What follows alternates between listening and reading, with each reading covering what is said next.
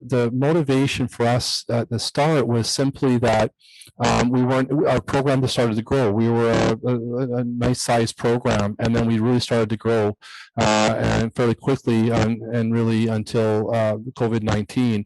And so our ability to be able to assess our international students quickly, sometimes our EL department would be about 2 or 3 weeks, I don't want to say behind, but sometimes the students would have to, whether they're international or non-international students, be in the classrooms for a couple of weeks, 2 or 3 weeks before they could get their assessment and then back. And so, and then we would also have to, we would actually pay for the teachers to come in, the assessors to do the assessment. So they would get lieu time, for example, in that regard. And then also we would two of us would go overseas for about 2 or so weeks and deliver the assessments, to pencil and paper assessments to students directly overseas. And then we would pump that information back to our office here in our schools. So that they could get the information as quickly as they could. So using CM Global English allowed us to simplify, that process significantly, and redeploy sort of our human resources and our financial resources from delivering and processing the assessments, and then we can sort of redeploy that to getting the kids into the classrooms in front of their teachers much more quickly, and in timetabled as quickly as possible, and just sort of that time and money and effort. So like our educators are not spending time pumping in data into 3 different sources and printing a hard copy and shuffling files around and all that. We can actually in our mind stretch the dollars to support student learning better, more efficiently.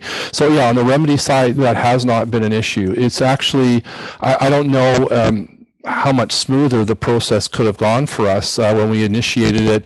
The schools loved it. I know they just think they really appreciated just being able to get the assessment as quickly as they do, and it allows them to simplify their planning and their staffing and whatnot. And the accuracy is there. As I say, we've not had that issue. So yeah, no, as far as remedy and as far as any kind of pushback at all, or any kind of complications or hiccups, there really hasn't been any for us. And I appreciate that every district will be different, certainly in BC, but also of course across the country as well. But that's been our experience anyway. And also just to add to that, for the regular program in Richmond, and not looking at the international, but the regular incoming ELL students, they have found it a really efficient process. They don't have the remedy scenario as you do in your district, Colleen, but in order to get that initial assessment done, get the information into the schools so that they are giving them appropriate instruction, and also for if and when there is an audit, that they have that information ready for the auditors, and at the same time they're getting their funding. I believe it's $15.83 a year for each of those students. So it is an efficient process for the regular ELL students in Richmond as well.